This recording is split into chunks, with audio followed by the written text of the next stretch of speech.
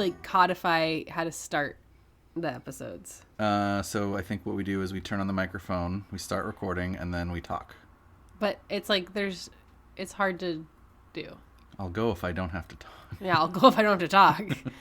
I have to talk though. You do have to talk because it's your turn, which is great because then I don't have to do anything except sit over here and make snarky comments. Yep. And plan my 20-year high school reunion because it's been 20 years since I've been to high school. Date yourself like that? I mean, I would love to date myself. I'm hot. Yeah, that's true. Okay, well, I'm Kayla. I'm Chris. This is Culture Just Weird. It is. Thank you for coming back. Yes, thank you for listening. Oh, we do have a little bit of business. What's our business? Tell us our business. We have 2 more. Oh, shit. No, three more. 3 more. I can't pull anything up on my computer because I have I know who they are in my head because I just know these things because they're that important, Kayla. 3 more Patreon supporters at the charismatic leader level. Hell yeah. One of them said, you don't need to shout me out, so we won't shout him out, but let's just call him Steve. Okay, thanks, Steve. Because we've called him Steve before. We have. If anybody wants to track down exactly who we're talking about. Thanks, Steve. Another one is Paul. Thank you, Paul. Thanks, Paul. And another one is Michaela. Thank you, Michaela. Who has also interacted with us a lot and is a super fan and has given us some good leads She's amazing. and tips. Yeah. Oh, actually, did we talk about... We did not talk about Michaela's creative Right, because she responded to that. Before we get into Michaela's creative topic, I also just want to briefly shout out our other Patreon supporters. So far, we have, in addition to the 3 we just mentioned, we also have Pam, Becky, and Alyssa. Thank you again to everyone supporting us on Patreon. Thank you to everyone who's listening. Check out our Patreon. We're putting our We're putting our bonus. We're putting our shit there. We're putting our outtakes there first before we put them on our other social media. Actually, that's kind of what outtakes are. Outtakes are kind of like... They're the shit. They're the shit that you have to take out. And then we say, hey, if you really like us, then do you want this crap? Do you want our crap? Here you go. You want the mistakes? We've also got some polls going on over there. We're also posting our rough draft scripts that you can have direct access to. So there's a lot of cool stuff going on over there. So check out our Patreon. Yeah. So Michaela emailed us to, actually she'd emailed us before, and I'm not going to tell you the topic that she suggested because there's a possibility we will do it on the show. But then she emailed us again to talk about her creative endeavor, which is, among other things, she does Twitch streaming. Oh, nice. Which I think we might have talked about Twitch on the show before, but just in case you're not familiar, it's a streaming platform, which means that people basically go on there and for the most part, Twitch is you're playing video games. Right. And then you just have an audience of people that essentially go to that, like you would go to a YouTube page. It's basically live YouTube. Yeah, it's live YouTube, and you watch people play video games and you interact with them, and some of the more clever ones will be like, oh, you can, play me in this video game live on the stream. And anyway, so there's a whole bunch of stuff like that. But her channel is twitch.tv/geekcreate, which is spelled... Geek Create? It's Geek Create, but it shares a letter. So so it's GeekReate. Oh, I love that. That's so cute. And she also has Geek Create, same exact spelling, geekcreate.com, which I believe takes you to her Twitch. But nice. Anyway, she says of her stream, I'm more of a chill streamer for people who want a break from the hyperactive, in-your-face type streamer, which I totally know what those are like. They're definitely... That sounds like it's more my speed, for sure. Yeah, so it's, and I checked it out. It's pretty cool. She played some Magic Arena, so I'm already a fan. But, I mean, obviously I would kick her ass. But I'm a fan. I'm just saying. That's some big talk. I know. I love I just have a unidirectional platform here to just talk shit. I'm going to call you out. I don't think you could. I think she could kick your ass. Whatever, dude. I'm super good. Well, either way, go check out Geek Create on Twitch. Support our superfan, Michaela. She's amazing. And thank you for telling us about your creative project. Yeah. And that's a shout out to all of you who haven't yet. Email us. Tell us about your thing. Tell us about your thing. And we'll do the same. Your creative thing. Your creative thing. Not any other things. Only creative things. Whew. All right. So are we done with our business? Yeah. No more business. Now on to... We can move on to our episode proper. The actual episode. Episode 16. So, since the weather is turning If you're in Los Angeles, it turned, and now it's kind of turning back. But one day it'll turn. So it went 1 degree colder? It got down to 72, and now we're back up to 85. Okay. So since in some places the weather's turning and we're officially in Halloween season, I wanted to do something a little bit on theme for this episode. Themed. I love themes. So it got me thinking, what cult or just weird topic could I do that would be relevant to the leaves changing, the air getting crisper, the days getting shorter, the Halloween right around the corner, all the spooky shit. I didn't have to think about that for too long because on my drive home from work one day, when I was thinking about this, I passed what happens to be the most iconic symbol of the Halloween season. Oh, wait, no, I actually passed 4.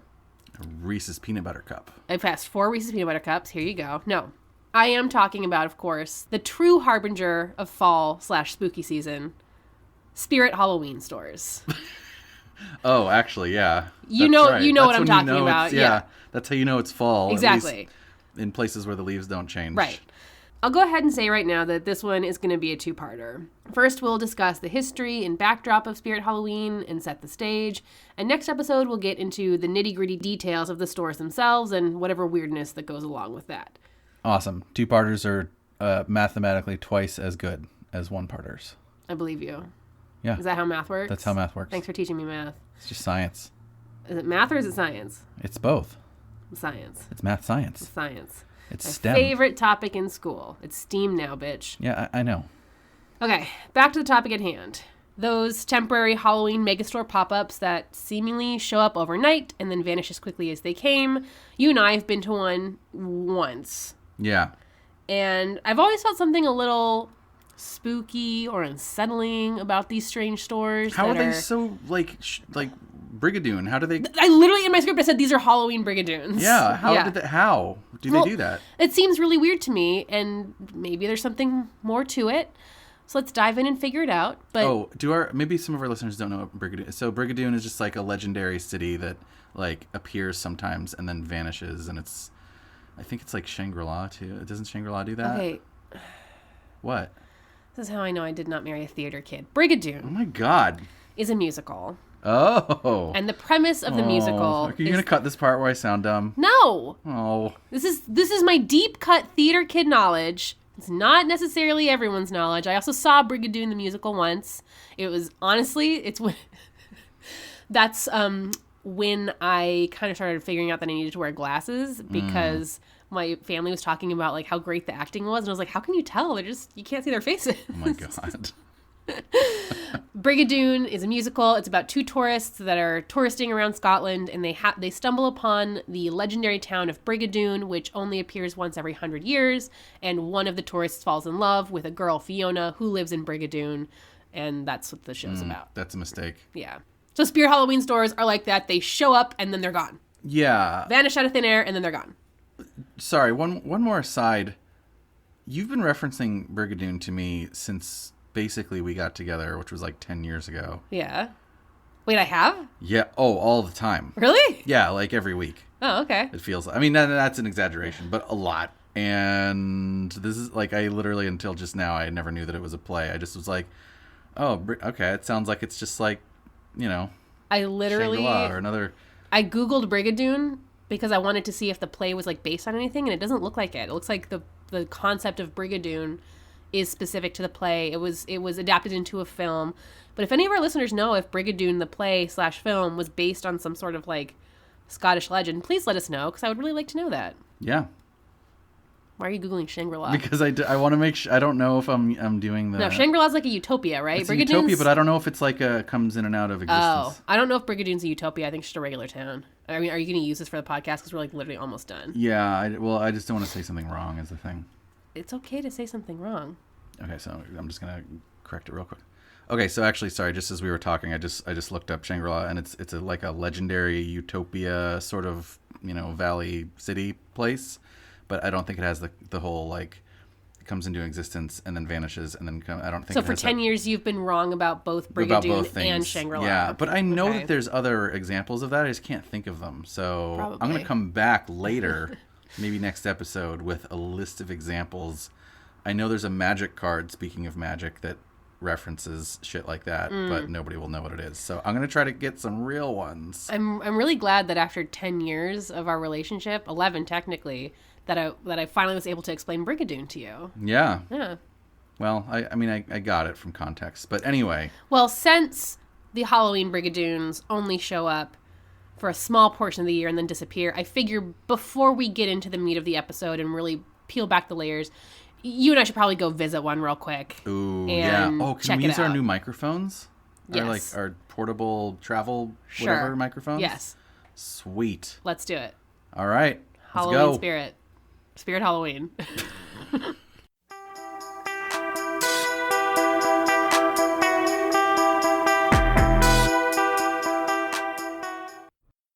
Live from not New York. I just locked my phone. Is it still recording? Yeah. Mine is.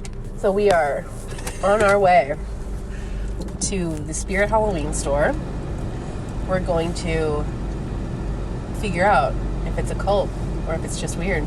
We're going to figure out at the store. We're trying out our new lav mics. We probably won't figure it out at the store, but we will figure it out at some point. So we are currently in a fairly large shopping center with Best Buy and O'Reilly Auto Parts and a bunch of food things and nail salons, and there's an empty retail spot, somewhat large location that has clearly been taken over by the Spirit Halloween store just for the few months that it is in session, open. I don't know. So wait, after Halloween, can we come back here and check to ensure that it is indeed an empty spot? Yes. Okay. But it is indeed an empty spot. Well, it's not empty now. It will be empty once they are gone. We'll get more into it once we're recording the actual episode in studio, but they're kind of like hermit crabs, wherein they find a location that has been vacated by a previous owner and they make it their new home for a short time. Huh. And they all usually close about 3 days to a week after Halloween ends. Oh, I'm going the wrong way in a one-way. Oh, you really fucked this up. Oh, geez. We might die, listeners. Can we get Brazilian cuisine after this? Sure. Hold on, I need to do something with my wire. Okay. Going in. Okay, well, they're hiring. Best place to work. Do you see... that's some real job security. Do you see this number right here? Please say how many stores there are nationwide. Over 1,360 stores nationwide. That's impressive. Yeah, especially for stores that just have to pop right up. Right. I am highly impressed. Right. Okay, so it says best place to work. And then it says top 15 employer for work-life balance, which I totally buy because I think that means... It's from Indeed. You only have to work there for a couple of weeks and then you get the whole rest of the year off. Right. Forbes says it's the best list of best employers for diversity.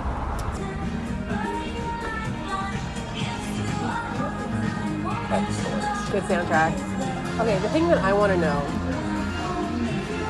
so many Halloween stores, when they sell costumes that are like based on IP, they have to be like Arabian princess. And, like, These are real. Yeah, I know, that's what I'm saying. How do they, like, we're looking literally at Aladdin, at Toy Story, at Ghostbusters, at Mario, at How to Train Your Dragon, like, at they must license specific IPs. Like, that's expensive. I don't know how. But then, of course, they've got just regular, like, witch, monster, dinosaur. Oh, there's a Buzz Lightyear dress. Borderlands. Yes. Fortnite. I was reading an article about how, like, parents are very confused about the Fortnite Halloween costumes because they just have no idea what this is. Right. Oh, I should be taking pictures. We'll take a few pictures of this. Don't worry. I want this one. It makes you look like a stick figure in the dark. That's pretty cool. Yeah. There's Minecraft, so we can be like those TikTok kids. Oh, we should get this for real life. Yeah. I need a Zelda shield and a Master Sword. All right. Since 2007, Spirit Halloween has raised donations for our Spirit of Children program on behalf of local hospitals. 100% of every dollar collected goes directly to the Child Life Department in your local partner hospital. It's terrifying. Therapeutic support to sick children and their families. Donate to Spirit of Children today to help change a child's life. All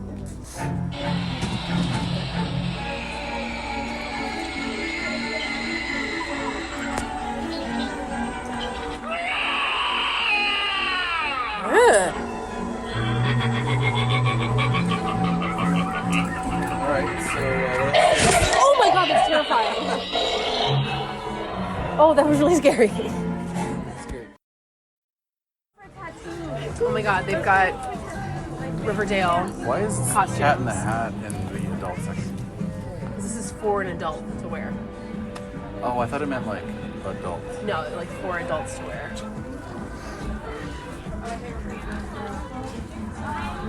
Oh god, Handmaid's Tale. Yeah. Not great. Not great. Daddy Shark! This is Baby Shark, but it's Daddy Shark. Oh my god. They've got Hot Jareth from Labyrinth. Wow. It's like literally everything you could ever want. Yeah. Bob's Burgers.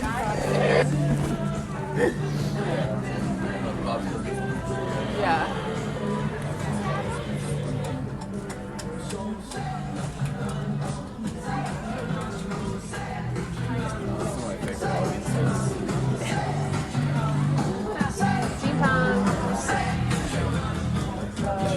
Section nerd. It's pretty good. There's pretty good stuff here. Wow. Yeah, I know. It got the masks and the fingerless gloves and the black I'll take a photo of this stuff. These do. Ooh, I want these. Finger rings.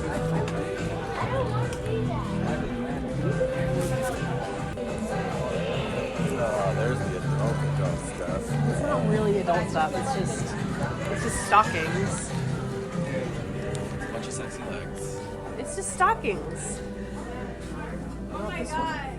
Yeah, but it's just stockings. It's not like sex stuff. It's just for sexy costumes. There's also, it's right next to nunchucks. And angel wings. Wings. Whips. Where are their whips? There's a whip. Right there. Oh, well, that's not like a whip. That's like an Indiana Jones whip. You ready? Mm-hmm.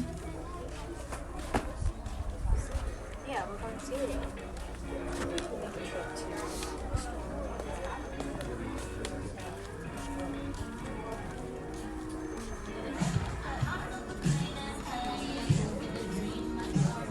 Let's do this. Some of these animatronic things they have are like really scary.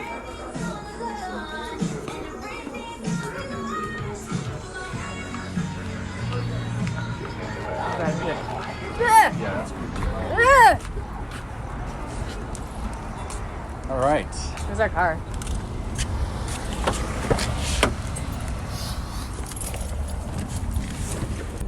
So, I don't know. Halloween store. Nothing crazy out of the ordinary other than the fact that they had all those licensed products was pretty surprising. Right. Looked like pretty high quality stuff, more or less. Right. They And had there's a bunch of animatronics. Like, animatronics are scary. It wasn't like for the fact that they're only here a few weeks. It's pretty crazy that they're able to put up animatronics that like react to your presence and all that production-y value stuff.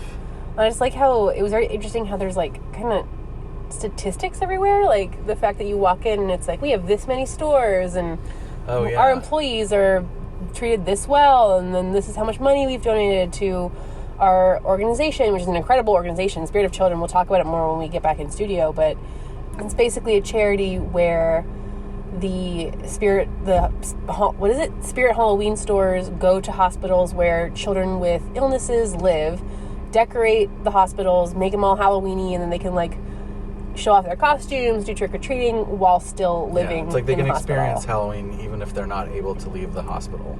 and they show how much money that's been donated, and it was just interesting to me how many statistics there were around. Yeah, it was very stat heavy, which again appeals to me as a stats guy. True.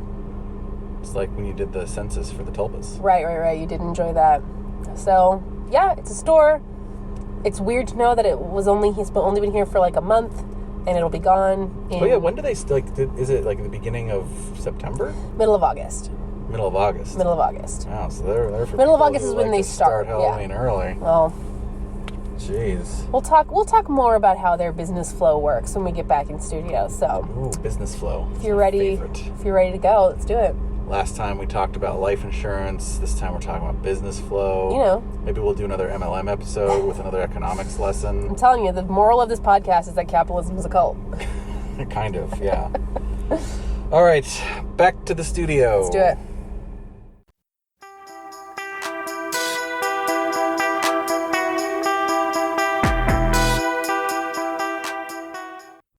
Okay, so we're back.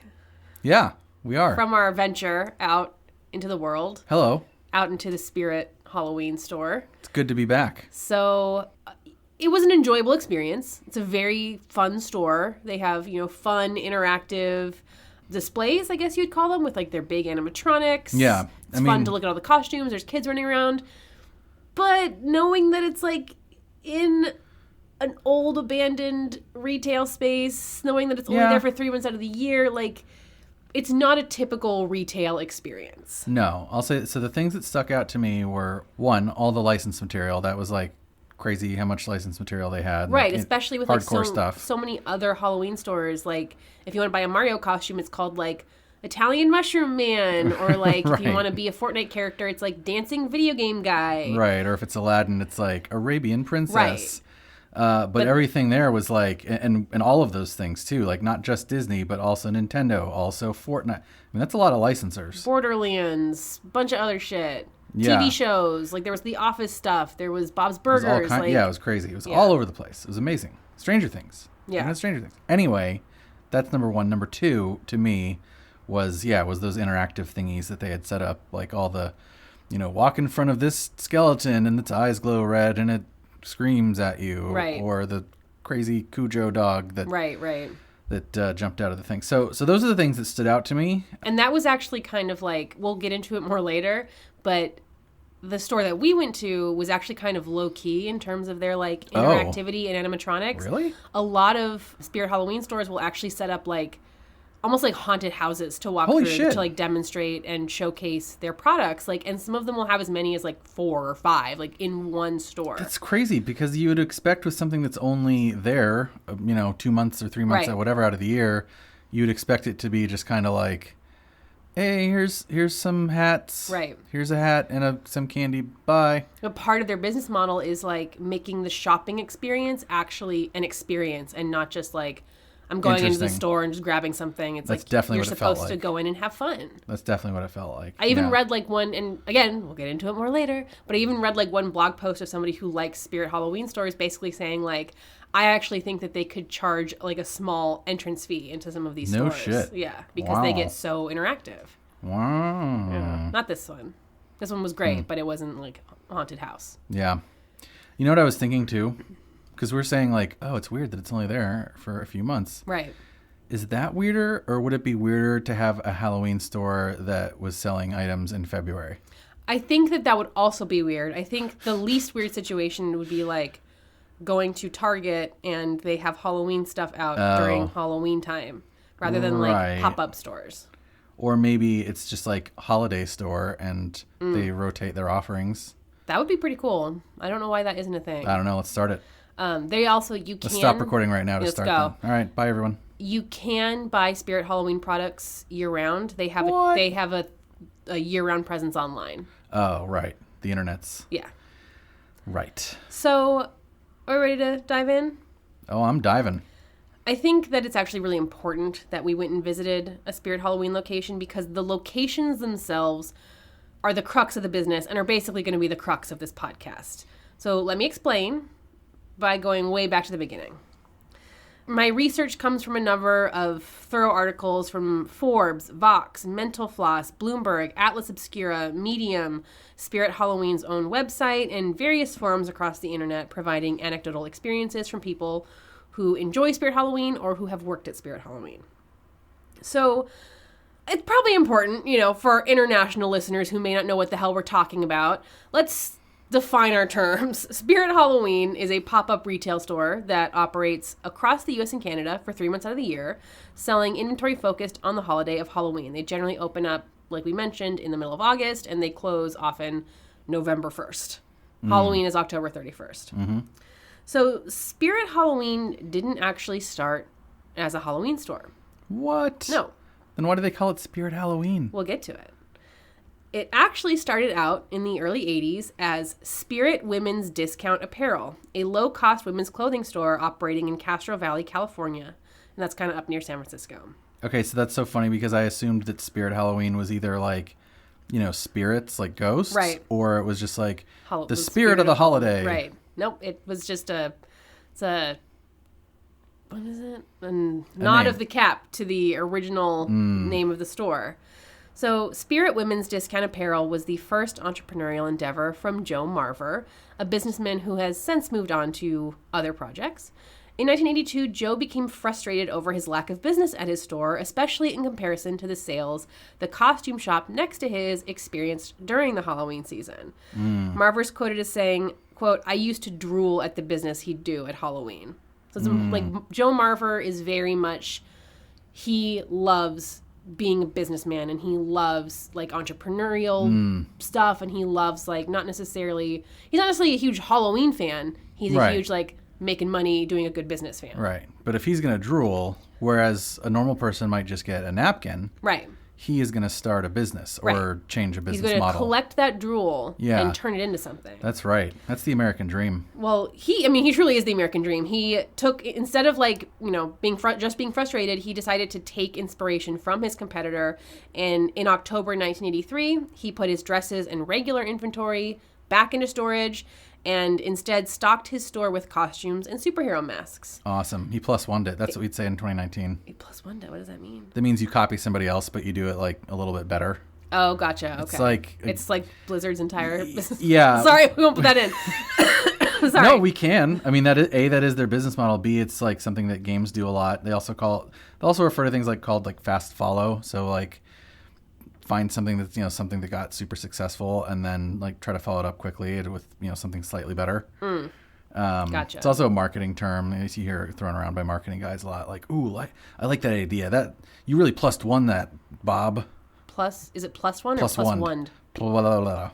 Well, it's like is it passersby or is it passerby? It's passersby. So it's pluses. But I hate how that sounds.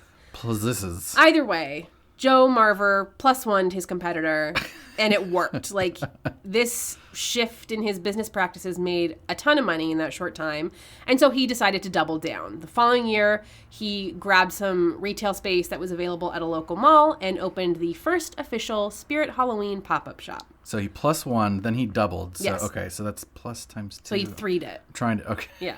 Just trying to keep track of the math. He did 3. Okay. Speaking of math, do you want to guess how much money the shop made that first month? The first month? Yep. Not in 1982, in 1983 with the pop-up shop. The first official. First month, the first time that he, yeah. In a month? I don't know, $100,000? $100,000. Wow. $100,000. Good for him. That to me sounds first like month. insane. Well, I mean, for a single store, that is insane. It's, I just can't even imagine how that must have felt. Yeah. Like, that must have felt so good. Anyway, Marver realized he had a good thing going here and decided to then focus on these seasonal pop-up shops. Over the next so Spirit Women's Discount Apparel went away and just became Spirit Halloween. Over the next 15 years, Marver grew his business to 63 pop-up stores across the country, and larger companies began to take notice. He began receiving acquisition offers left and right, many of them below what he believed the company was worth. Well, you got to start low. for the acquisitions. Yeah, but Marver knows his value. Well, that's, good for him. In 1998, for example, Spencer Gifts made an offer Marver felt he had no choice but to turn down.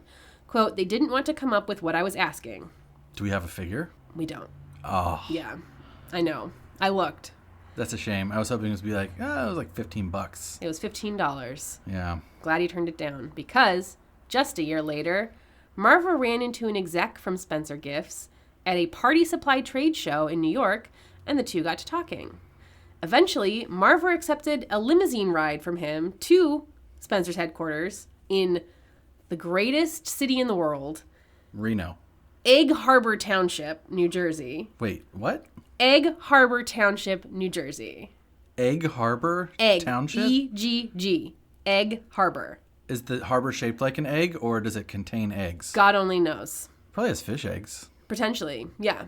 So, Joe Marver went with this exec to the headquarters to hear a new pitch from the retail giant. That is, I've been in Spencer Gifts, and When? it makes sense that they're headquartered in a place called Egg Harbor. Egg Harbor Township. When did you go to Spencer Gifts? I don't know. Like as a teenager? Yeah, like when I was in the mall as a teenager. Yeah. Or when I was like shopping for you for Christmas last year. Ew! That's not going in. So wait, Spencer isn't always like lingerie. It's not like sexy stuff. It's Spencer just, like, is novelty stuff. gifts and sex toys. We'll talk more about it later. I thought it was mostly like novelty stuff. We'll talk more about it later. Okay, Don't get ahead of me. All right, fine. Cut that out then. Okay, so he went there, he heard this new pitch, and this time Spencer Gifts was willing to play ball. Quote, "Now they said, fine, we'll do it your way. Then they gave me a very nice check." I tried to find God damn it. the number. I could not. Listeners, if anyone out there has better sleuthing skills than me, we would love to know how much Spencer Gifts paid Joe Marver to acquire Spirit Halloween. Please tell us. I couldn't find it. But even if we never find out, it's safe to say that Spirit Halloween has paid for itself many, many times over, because Spirit Halloween stores are currently responsible for nearly half of Spencer Gifts' $250 million annual revenue. Wait, half of their yearly revenue and they're only around a few months? Half, and they're only around for 3 months. Half. Okay, so somebody really has to do this seasonal thing then, right? What do you mean? Like they just rotate the seasons. Oh yeah, that would be pretty smart. Because like if they're making that much money out of 3, you know what I mean? Like they're holy making shit. half. Damn. Yeah. So that was in 1999, and Spirit Halloween had 63 stores. Do you remember the stat we read when we visited our location? 1,350 stores? They currently operate 1,360 stores across the U.S. and Canada. I think that is referred to, I believe, as a metric shit ton. I think. Yeah, that's what that, yeah. For like comparison, Walmart, big ass Walmart has... Yeah, Walmart like owns... Walmart. Right. They have like 5,000 stores. So it's a fourth of Walmart. Little old Spirit Halloween is a quarter of Walmart. Holy shit. Yeah. So, good to know. The more you know. The more you know. I just want to tie up Joe Marver right now, put a little bow on it. He's sold his business. He's sitting pretty. He is... I'm going to go out on a limb here and say that he's probably set for life at this point. Is he our charismatic leader? We can decide that at the end. Okay. Oh, there's competition. So Joe Marver moved on from Spirit Halloween when Spencer's acquired it, and in his travels, he discovered a town called Twisp, Washington. What? Why are there these... no. Twisp. Please, why are there such weird town names? Well, he fell in love with Twisp, Washington. And are you sure it's not like it's something else and somebody just had a lisp and they're like, Twisp, Washington? No, it's Twisp. Okay. He now currently operates a custom boutique 16-room hotel called Twisp River Suites. And he's also tangentially embroiled in an arson case in Twisp. In 2016, the Twisp River pub was intentionally burned down in an act of arson that, according to my research, still remains unsolved. Marver purchased the damaged building, intending to restore and reopen it as a new annex to his hotel. Okay. But for kind of unknown reasons, he eventually decided against it and suddenly put the building up for sale. So he's just involved like in a real estate manner. In a real estate manner. Not like he's he didn't a do suspect. it. Okay. But he's just... When I Googled Joe Marver, I got a number of like these arson case articles back. What? So, okay. Joe Marver is now out of the picture when it comes to Spirit Halloween. So he took his money and now he's like... Now he's running this cool-ass Good to hotel. go. He's like, I traveled so sold much it. working for Spirit Halloween. I Okay. stayed in all these shit-ass hotels. I want to make a nice hotel where you feel like you're at home. It's cozy. Is it haunted? I hope so. It's in Twisp. Twisp definitely has ghosts. Mm-hmm. Let's now talk for a minute about the current owner, Spencer Gifts. Spencer Gifts LLC, which does business now as Spencer's, is a mall-specific retail store with over 600 locations in the U.S., Canada, and Puerto Rico. So Do they have a location in Twisp? And if they did, shit, would I it don't be know. Spencer's Twisp Gifts? We In really Twisp? shouldn't make fun of people with lisps on our show. It's mean. It's just hard to say. It is hard to say. Spencer's Twisps. Sorry if you have a lisp. I'm not making fun of you. Oh, you think you have a lisp, which I don't understand. I have a little bit of a lisp. So when I say mall specific, it means that Spencer's only operates inside of malls. Like they don't really, as far as I know, they don't have any like standalone locations. Like you're not going to drive to Oh. a shopping center and just find like a standalone Spencer's. So in 2019, that sounds like that they don't have any locations then because They- aren't malls all dying? We'll talk about that. They currently have 600 locations. Okay. They're still pretty big in the mall sector. Okay, so being that there's like 2 malls left, that's about 300 Spencer's Yeah, per mall? per mall. Mhm. Okay. Okay. So, like you mentioned, they are known for cheap or silly sex toys, novelty gifts, gag gifts, and pop culture paraphernalia. Yeah, I thought they were known for just like whoopee cushions and other things that make it sound like you're farting. They're also well known for those adorable little Funko bobbleheads. Like Wait, they own Funko? no, but they just like they are a like large seller. They're a distributor of of this. Funko. Oh, they but sell yeah. a lot of Funkos. Okay, but Funko's like everybody sells Funkos. We sell Funkos. We don't sell Funkos. Practically. We should make Funkos. We of should make ourselves. Funko. Yeah. Exactly. That's what I'm saying. Everybody sells Funkos. Some other specific items that they're known for, like you mentioned, are fart sound machines, candles that look like boobs, and anything you can imagine but just shaped Christmas like is coming. anything you can imagine but just shaped like a dick. That's basically what they sell. Right. That's how I remember them. Spencer Gifts was founded in 1947. What? Yep. That is Wow. not what I would have guessed. They're old timey. That is, I would have guessed like 1979 at the earliest, you know? Holy moly. Nope, Spencer Gifts was founded in 1947, originally as a mail order catalog for novelty items. Okay. What is a 1947 novelty item? Like, is it those That's hand what's going through buzzers? my Is it head right whoopee now. cushions? Like, I don't know. I would love to get my hands on like an original Spencer's Oh my God, yeah. catalog. It was a successful endeavor, obviously, and the first brick and mortar Spencer's was opened in 1963 in the Cherry Hill Mall in New Jersey. And in fact, that must have been like one of the first malls. malls were like starting to come up in the 60s, right? It was like post World War barely. II, right? Yeah. Well, either way, that location is still in operation. You can go visit No the shit. first Spencer's. The business continued to grow and was eventually acquired by Universal Studios. Spencer's? Yeah. Why? I don't know. It was like they had like a retail entertainment branch for a while. Man, wait, when was this? Like in the late 90s. Okay, because like I feel like late 90s, early 2000s, like Just everything was everything. Everybody was just buying that's I think that was around. I want to say the early 2000s was around when like the Vivendi Blizzard thing went through. Hold that thought. Okay. Because Universal Studios is only one of its owners, because eventually it was acquired by Vivendi, I think, Fucking Vivendi. in like the late 90s, early 2000s. Yeah, Vivendi was just buying everything. So they were owned by Vivendi for a short while. You know Then- what Vivendi's core business is, right? No. Water. What? Yes. I thought it was video games. No. Water? Water. What water? Please look this up to make sure that I'm not lying, but I'm pretty sure their core business is just like selling like water bottles or something. Like what? Like Vivendi water bottles? Or Vivendi, like, you know, like Zephyr Hills or Arrowhead. Or I think you might be completely wrong. I don't know. Check it out, but I think I don't know if maybe that's not their core business, but that's like what they started as. It started as a water company. Yeah. Yeah, but now they're considered Like utilities or like. Now they're considered a French mass media conglomerate Yeah, with okay. activities in music, television, film, video games, book publishing, telecommunications, tickets, and video hosting services. Yeah, But originally they started as water. Water. Wait, Let me read you this sentence from Wikipedia.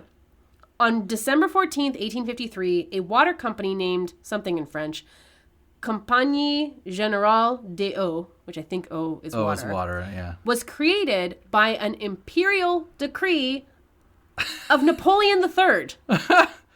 Wait, so I can trace like a direct line from a company that I worked for to Napoleon III? Yeah. That's very strange. For more than a century, this company remained largely focused on the water sector. And then eventually they bought Blizzard. Fucking Vivendi, So, man. yeah. Yeah, they're just like one of those, I don't know, I just think of them as one of those like, when you think of Uber, globalized Right. conglomerate, like like Globocorp type, Right. that's, I think of them. Oh, you mean like GB Paladin or Acon Investments? What? Those are other like owners of Spencer's. It went from What the hell? It went from Spencer's to Universal Studios to Vivendi to GB Paladin, and now it's currently owned by Acon Investments. ACON, all capitalized. I Acon would not Investments. name my investment company Acon. That's Acon. not what I would name it. Acon Investments! Yeah, that is definitely, I'm not it's all sure Acon. why they did that. Maybe it's just kind of like a, fuck you, what are you going to do? It's an Easter egg. I don't know, but... In 2003, the store was entirely rebranded and began to operate its stores under the new name of Spencer's. So originally it was Spencer Gifts, and now it's just Spencer's. Okay, but this is Spencer's, not Halloween, Spirit of Halloween. No, but Spencer's owns Spirit Halloween. Right. So Spencer Gifts, now Spencer's. It hasn't been all sunshine and roses for Spencer's, however. The company has been in trouble multiple times with the FTC, the general public, the American Arab Anti-Discrimination Committee, and the Ancient Order of Hibernians. What? What the fuck? The Ancient Order of Hibernians is like I think it's like the largest like Irish heritage group in the United States. Okay. So Slightly more normal. let's talk about some of these troubles just because I thought they were interesting. During the 1960s and 70s, the FTC investigated Spencer's at least 3 times and found it guilty of making misleading statements in advertising, ranging from claiming unverified results from diet products, selling junk jewelry they claimed contained gold and precious stones, and misleading customers by selling, quote, non-prescription Oh my God. magnifying spectacles that didn't actually aid in vision correction. So they're like, here, try these glasses, you'll be able to see. And Oh my they didn't do God. that. So they were just like, yeah, we can do prescriptions now. Yeah. That's cool. Well, they were non-prescription. Right. Well, that reminds me of like when we went to Voodoo Donuts and they had the donut that like had all like the crushed up aspirin on the top. Right. And they were just like, yeah, we can sell that. And then like the government was like, no. I think that this is maybe more similar to like when you go to the dollar store and you can buy like reading glasses. Right. Like they're non-prescription. You're just like, oh, I need this, whatever. But they were saying like the shit that they were selling didn't actually do what they were claiming. So they Right. got in trouble. Yeah. Similarly, over the years, Spencer's has come under fire for selling products various groups have deemed racist or too sexually explicit. Well, they do have like a sort of like raunchy humor Right. sort of thing going. Sometimes they cross the line. Like, Yeah. for example, in 1989, the American Arab Anti-Discrimination Committee, also called the ADC, called for a nationwide boycott of Spencer's when it began selling Chic and Arafat masks in the same collection as their monster masks. Ooh, wait, Arafat? Like Yeah. Yasser? Yeah. But it was just like called, this is an Arafat mask. Oh, God. And it's worth noting that these 2 masks were the only masks included this collection that featured like any sort of like real life ethnicity or group of people. So it doesn't really take a genius to recognize that selling masks of a group of people alongside masks of scary monsters like vampires implying and that it's werewolves, yeah. like it's hella racist. You're saying that, oh yeah, these are all monsters, including Arab people. Right. Just don't do that. And Did they stop? they stopped for like 3 days. And then they sold, and they're like, then they literally stopped for a short amount of time. And then they were like, well, we got to get rid of it. And so they put them back on sale. But they But didn't wait. order the masks again. Why not just sell them in like a different other, not in the monster mask section? I don't know. It wasn't that they were selling it in this section. It was like this was a collection of products. Like it was under a specific line. Like these, I think it was called like the Fright Night line or something. So selling them, you're saying regardless of where you place it in the store, it's part of a collection of masks that are like the monster masks. Oh, okay. And the guy who was like the CEO of Spencer's at the time was like, we're gonna sell them anyway. But then they didn't Got to move that inventory. order them again the following year. They were just like, we'll do it this year. Look, Kayla, they don't want to have a bunch of Yasser Arafat masks just sitting in boxes in their garage that their downline can't move for them. Like Maybe they should just throw them in the trash because it feels extremely immoral and wrong and hurtful and disgusting to sell masks of real live people and call them monster masks. Like, that's racism. I don't have a funny thing to say in response to That's that. fine. A similar controversy happened in 2014 when they began selling a shirt that said, "Fuck me, I'm Irish," and a hat that said, "Irish girl wasted." The Ancient Order of Hibernians... Oh, I shouldn't laugh. That's I guess, well, I'm half Irish, so I can laugh at that, right? Every time you tell me that you're Irish, I'm shocked. It's because none of the genes express themselves. No. It's just like my heritage, and all of the genes are like, nah, we're going to let the other genes do the work. Like, you're not Irish. Yeah, all of my Italian genes are expressing themselves, and like a little bit of my Swedish genes, and all of my Irish genes are just like... Wait, where are the Swedish genes? We're going to chill. My last name's Carlson. Oh, yeah, okay. That's genetic. That's not genetic. Yeah, no, that's a gene I think thing. it's the fact that you're impervious to cold. Yeah, It's that. Yeah. Yeah. I do enjoy cold. You do. But I'm also Scandinavian, and I hate the cold. I mean, I would prefer the cold to the hot, but I always have a blankie on. Your Nordic genes express themselves in other ways, like, well... I'm blonde, you're not. The end. Right. So anyway, with all this Irish gear that they were selling for St. Paddy's Day, the Ancient Order of Hibernians took offense and actually called on Spencer's to stop selling the derogatory merch. I guess that's fair. Yeah. So here's a quote from Wikipedia. Ancient Order of Hibernians National Anti-Defamation Chairman Neil Cosgrove protested, quote, "We note that Spencer's Gifts is a recidivist when it comes to denigrating the heritage and culture of Irish Americans. Spencer's St. Pat's merchandise seems to plumb new lows with each year." Right. So what he's saying, so recidivist means that they just keep doing it and doing it and doing it Right. over and over. Yeah. Like, if they're selling extremely racist masks in 1989, it sucks that they're, like, potentially doing more racist, prejudiced stuff in 2014. Yeah, but I think what he's saying is they do it every year on Right. St. Paddy's Day. Oh, yeah, every year they sell, like, shitty, according to the Ancient Order of Hibernians, shitty, offensive, Right. like, Irish stereotype stuff, which I don't know much about that, but if the Ancient Order, if, like, the Irish Heritage Group is saying, like, fuck you, don't do this, I'm inclined to be like, yeah, maybe listen to them. Yeah.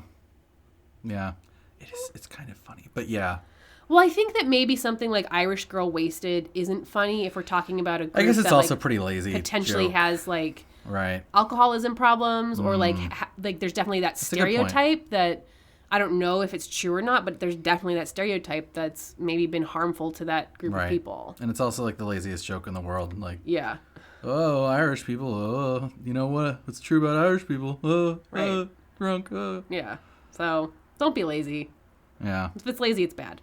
Spencer's, like we said, also sells a lot of sex toys and sexually explicit products, and while they try to prevent children from accessing their adults-only areas, that doesn't always work out. So Spencer's has come under fire a number of times for its sexual products being available in-store rather than, like, just online or behind a padlock. I don't know. Okay, so that's Spencer's. Okay. Now back to its second biggest cash cow, Spirit Halloween. Yeah. Let's talk about exactly how the business model works, because herein lies the cultiness or just weirdness. Okay. So Spirit Halloween is able to operate as the largest Halloween specialty store in the United States, largely due to something called the retail apocalypse. The retail apocalypse? I was going to say, have you heard this phrase before? Well, you can tell by the way I said Yeah. those words. I love this phrase. It's very evocative. I don't remember hearing this phrase until researching this topic. Is this something that already happened? Yeah, well, it's happening. Oh, it's happening right now. Yeah. Okay. Nearly every article I read about Spirit Halloween mentions it at least once, because Okay. the retail apocalypse is absolutely vital to the growth of these specialty pop-up stores. No shit. The term retail apocalypse, or retail apocalypse, refers to the mass closure of many American retail stores, like brick and mortar physical locations. The phrase was coined, Okay. yeah, you know what it is. Right. The phrase was coined in 2017, but the phenomenon began in 2010, a couple years after, like, the Great Recession. Right. And it has been unfolding ever since. More than 12,000 stores have shuttered during those years, including department Holy stores shit. and massive retailers like Sears, JCPenney, Right. Bloomingdale's, Macy's, Borders Books, Toys R Us, Payless. Oh, yeah, Toys R Us. know. Remember we went to the Toys R Us? Yeah. Like when it was doing its shutdown. Oh, God, that was sad. I know. And one of the interesting things about this retail apocalypse is that it has like domino effect situations. So like Hasbro Really? actually ended up doing a lot of layoffs in 2018 because of the loss of revenue Right. from their Toys R Us Oh, man. revenue. So And they own Magic, so that Right. ties it in back to something we talked about a little you bit go. earlier. for some of these retailers, the entire businesses like went out of business. A lot of them like declared bankruptcy or shut down. Like Borders doesn't exist anymore. Right. Payless is gone. Like Sears has declared bankruptcy. And these are just some examples. Like the retail apocalypse has reached far and wide. Mm-hmm. And it's also responsible, like you mentioned, for the mass closure of malls. Yeah, malls are just They're just going, perishing. yeah, all across the country, malls are just going out of business. Like not just stores, like the entire mall Yeah. is empty. There's a cool website. We should link the website either on our Twitter or Instagram of all of the abandoned mall. There's like just a website that just Like takes collects pics. photos Oh, of yeah. abandoned malls, and it's just like haunting. It's real. It's Speaking of Halloween, haunting. yeah. In 2017, it was estimated that by 2022, which isn't that far away, 25% of remaining American malls would close down. Wow. Yeah. Holy shit. So part of this is due to shifting consumer habits and preferences, and part of this Amazon. part of this has to do with the loss of quote unquote anchor stores like Sears, Macy's, and Bloomingdale's, which we talked about being very affected by the retail apocalypse. So fewer people are going to those stores declare bankruptcy, start leaving malls, and then because those are like the big draw, the Yeah. malls themselves start to close. Like once those big stores leave malls, the mall is basically doomed. Right, that makes sense. As the very anchors. Yeah. Wait, so people don't go to malls to get like cell phone cases and those like center aisles and, you know, scammed by MLMs and stuff? That's not why people go to malls? I think people go to malls to specifically practice their like escape techniques and like practice how to not talk to people. At least that's, I know every time I'm at a mall, I am coming up with every possible way to avoid eye contact with those guys, to look like I'm busy, to like would give them a wide berth. Like I will do anything Sunglasses, in my power. clawing my own eyes out, Yeah. killing myself. Well, but the problem is that I bought a product from one of those people when my I was in God. high school. What did you buy? My friend Annie Chang and I were at the mall, and we were walking to Olive Garden to meet her boyfriend, and That's a date one of right them there. stopped us and was like, "Excuse," and we didn't know it was a kiosk guy, but this guy walks up and goes, "Oh, do you guys have natural nails?" And I was like, "Oh, did you notice my nails?" He was banking on that. Like that was Yeah, what. exactly. Yeah. And this guy was a great salesman. Like he literally was like, okay, and like he just started demonstrating this nail product on us, and then we tried to Like, get man, out this of. guy's so nice. Well, no, we knew it was sales at that point. We tried to like get out of it. Like Annie was like, "Oh, I really got to go meet my boyfriend right now." And the guy, I remember the guy's response clear as day because he was hard selling, and we ended up walking away having purchased something. His response to that was like, it was "Oh, I always just make my boyfriend buy me stuff." And so the way we kind of Nice. got out of it was we were like, well, because he was trying to sell us this. But I thought you said you bought stuff. I know. We were trying to get out of it. The way we like halfway got out of it was he was trying to sell us these like nail file buffer thingies and this like hand lotion. I still have the hand lotion. Like What? so many. Yeah. Is that not? It's definitely not usable, but Yeah. I have it as a memento of my I have never seen this. That's 14-year-old fucking self, weird. 15-year-old self. And so we were like, well, we'll just buy one of each and then we can share it. So she kept the nail file thing and I kept the lotion. You showed him. Yeah. You totally bought only a small amount of things. I think the lotion was $20. Oh my God. And it was not good lotion. So no, I don't think people go to the malls to deal with those folks who are incredible salesmen Yeah. and women and people. Guess I'm sad about malls closing. I don't know. Well, we'll keep talking about it. Okay. So the retail apocalypse has left behind a massive amount of empty retail space. I mean, I know for me it seems like I'm constantly driving by like defunct Kmart's and defunct Toys R Us's. Mm-hmm. Interesting side note. You mentioned Amazon. Let's talk a little I bit did? about No, I that. coughed. I coughed. You coughed Amazon. Oh, really? While the retail apocalypse has drastically altered the retail landscape by closing stores, it's also affected the retail landscape by shifting alongside consumer habits. Totally unrelated to our topic, but just interesting to mention, some of the stores unaffected by the retail apocalypse are Walmart, Costco, Home Depot, CVS, Walgreens, Target, Ulta Beauty, fast fashion or discount stores like H&M or Ross, dollar stores, and Build-A-Bear Workshop. Naturally. So what do all those have in common? Why are they not affected? Let me finish out my sentence and then we can speculate. Many online retailers have also not experienced any sort of decline. Amazon, of course, is still a giant. And what's the opposite of decline? Growth? Meteoric rise to the largest company on the planet. That. So they're still a giant. And then other online retailers are also experiencing growth, like Warby Parker, who sells glasses, Casper mattresses, and Wayfair furniture. They've also continued to grow. So just an interesting Are we about thing. to shill for Casper because that's like the podcast? They're into advertising on podcasts? I mean, we can, because I know for me, I was getting terrible sleep every night until we bought our Casper mattress. They're not paying us yet. No. Yeah. We should shout out our actual mattress. Shit, what's it called? It's great. I love our mattress. Titan mattress. Get it. It's good. Is it Titan? Yes. Okay. I think so. I think that's the Titan mattress. Look it up. They're good for your back.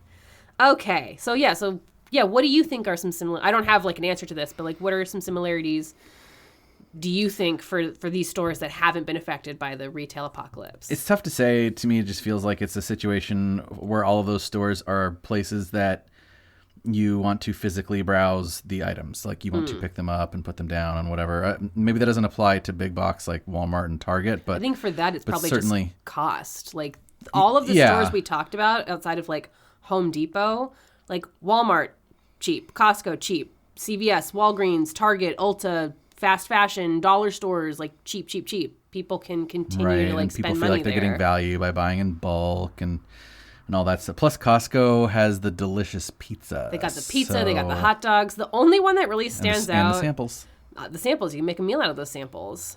The only one of this list that like stands out to me is Build-A-Bear Workshop, because those physically browse the merchandise. You don't browse, you make a bear! Well, yeah, how are you supposed to make a bear if you can't see the bear? Build-A-Bear Workshop feels very specifically like a mall store. It does, yeah, it does. Kind of doesn't... And I don't mean to besmirch Build-A-Bear. I think I've had a Build-A-Bear, but like it's not any sort of necessity. It's kind of like... Well, it feels like you always just find them in malls. So like how are they surviving when malls are dying? It feels like it's like a parasite that all of the hosts are dying. So how is it still around? Right. I mean, I think that maybe it's the next draw after Sears. You'd be like, well, I go to the mall to go to Sears or Nordstrom or whatever. Oh, that's not there anymore. Well, I still go to the mall because it's the only place I can get Build-A-Bear. Like, there's not really a Build-A-Bear is anchoring. I'm just saying there's not a Build-A-Bear alternative. Like, it's the only place to go to build your own bear. That's true. So maybe it's just that. It's just so specific that it survived. Yeah, I guess if you want to build a bear, you have to go to Build-A-Bear. You have to go to Build-A-Bear. So I just thought that was an interesting little tidbit. Okay. Tangent. Moving on. Given that there are now numerous empty stores, many of them extremely large spaces once occupied by department or big box stores, as well as empty malls, an interesting economy has actually sprung up around these places. These locations are still owned by like realtors or real estate owners, whatever those people are, rich people. They're still owned by rich people. And companies. Like they want to continue making money from these properties, and these properties are still located in cities or towns who want to make use of the properties. Some ways these empty spaces have been revitalized are as follows. Redevelopment into trendier open air shopping centers. Like that's the big thing right now. Is like the mall can't just be a shopping experience. It needs to be like a different kind of experience. And right now we like to go to open air malls. That's our consumer trend. I feel like I've heard that elsewhere, that the trend is going towards like making it a park almost. Yeah, making it like a meeting communal place that, there happens to be a shop here rather than like go to shop. Right. Other uses are switching from retail use to office or school use. This one is great. Repurposing malls into mega churches. Or co-location centers which is basically like a server or data storage center available for use to multiple businesses. Put a bunch of servers in the mall. That sounds weird. Or, probably the best one, reopening the dead retail locations as homeless shelters. Side note, everyone should check out the Household Name podcast. It's a Business Insider podcast. I'm very obsessed with it right now, and it has a great episode on specifically, I forget what town it is in, but it's about a Macy's that closed and was reopened as a homeless shelter, and there's a woman who used to work at the Macy's, who then ends up living in the homeless shelter in the Macy's. And it's just like it's a really great episode. It has a, not a terrible ending. I don't want to spoil anything. But it's just She's saying that because I made a kind of a sad cringe face. You made a very sad cringe face, which is allowed. It's not a sad cringe topic. Anyway, go listen to the topic. Go listen to the episode. Go listen to the podcast. It's great. But there's one other way these spaces get utilized post-retail apocalypse: pop-ups. We've already mentioned that Spirit Halloween occupies vacated retail locations, but it's not just as simple as the hermit crab metaphor of moving into a place once it's empty. It's actually a little more complex and interesting than that. But we're actually going to save that for next time. Oh. Yeah, in this episode, we were just trying to... I have to wait. Well, I guess I don't have to wait. I'm going to hear about it soon, but everybody else is going to have to wait. Everyone else has to wait. Sorry. Yeah, this episode, we just wanted to give that backdrop and the history of the topic, just a little taste of Spirit Halloween. And next episode, we'll dig into the true dirty details of the stores, how they work, what makes them tick. And that means in 2 weeks, we'll have a true Halloween episode for all of you. Woohoo! But I guess before that, in the meantime, what do you think so far? Well, first of all, I think theming is just great.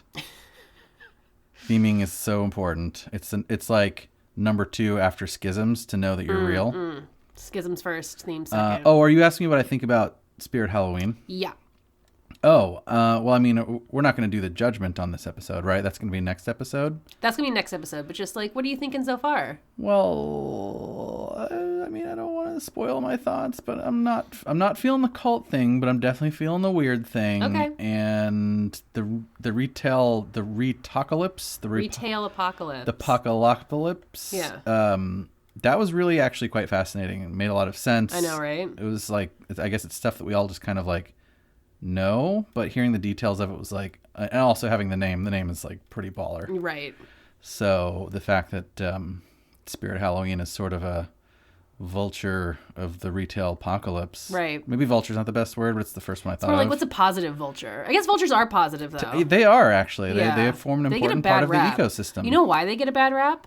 Because they're like, they have that crooked neck. Sure, they got the crooked neck, but really I can trace it back directly for you what gave them the bad name. Disney movies. It was the Disney Robin Hood. Oh, yeah. Vultures were bad guys. Oh, man. But they were also kind of dumb. Yeah, they were. They were dopey. Yeah. Dopey bad guys. So how does this relate at all to what we were talking about? It doesn't. Oh, because Spirit Halloween was the vulture. Yeah. But okay, so they're good vultures. They're vultures. Beneficial moss that helps decompose. Are they lichen? They're lichen. All right. Spirit Halloween stories. You heard it here first. They are I'm lichen. Liking this episode. Oh my God. Can we just end this now, please? We have to be done. Cancel the podcast. Oh God. I'm Kayla. I'm Chris. And tune back in 2 weeks when we have the second part for you of the Spirit Halloween Spectacular. Halloween theme spectacular. I apologize for that lichen thing. Yeah, well, you can't take it back. It's there. It's out. It's now. there. It's out now. It's going to be on the internet too. So great. Anyway, this has been Cult. Or just weird.